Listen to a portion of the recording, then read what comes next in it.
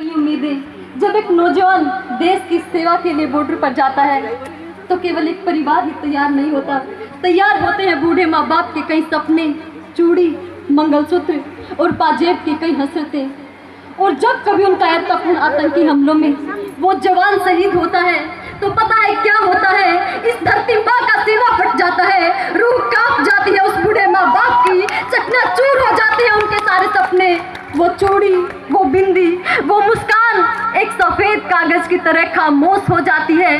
जब एक जवान शहीद होता है ना तो केवल एक परिवार ही नहीं रोता, पूरा देश रोता है। वो हर इंसान रोता है जो शहादत के मायनों को समझता है, वो हर नागरिक रोता है जो अपने देश के प्रति प्यार रखता है। तिरंगे से लिपटे उस जवान को जब एक माँ आखिरी बार अपने सीने से लगाती है तो देश की 132 करोड़ आंखों में, 132 करोड़ लबों पे केवल एक ही बात होती है, मेरी ख्वाहिश है कि फिर से फरिश्ता हो जाऊं, मेरी ख्वाहिश है कि फिर से फरिश्ता हो जाऊं, माँ से इस कदर लिपटूं कि बच्चा हो जाऊं, माँ से इस कदर लिपटूं कि बच्चा हो जाऊं।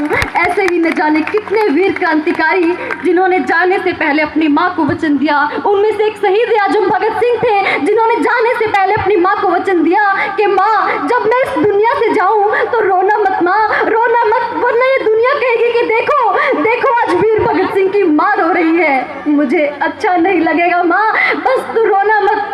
एक बात आज तक मुझे समझ में नहीं आई कि लोगों में माता आती है, बालाजी आते हैं, भूत प्रेत आते हैं, मरे हुए इंसान बोलते हैं। अरे मैं पूछती हूँ लोगों में भगत सिंह क्यों नहीं आते, चंद्रशेखर आजाद क्यों नहीं आते, लक्ष्मीबाई क्यों नहीं आती? यकीन मानिए जिस दिन वो लोग मेरे देश के लोगों में आने लग गए उस दिन मेरी भारत माँ की तरफ आंख उठाकर देखने की कोई हिम्मत नहीं करेगा।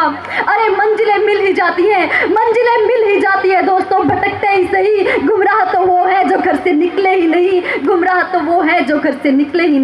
एक आखिरी बात मैं आप सबसे कहना चाहती हूँ, अगर पीठ पीछे कभी आपकी बात चले दोस्तों, अगर पीठ पीछे कभी आपकी बात चले तो घबराना मत, क्योंकि बात भी उस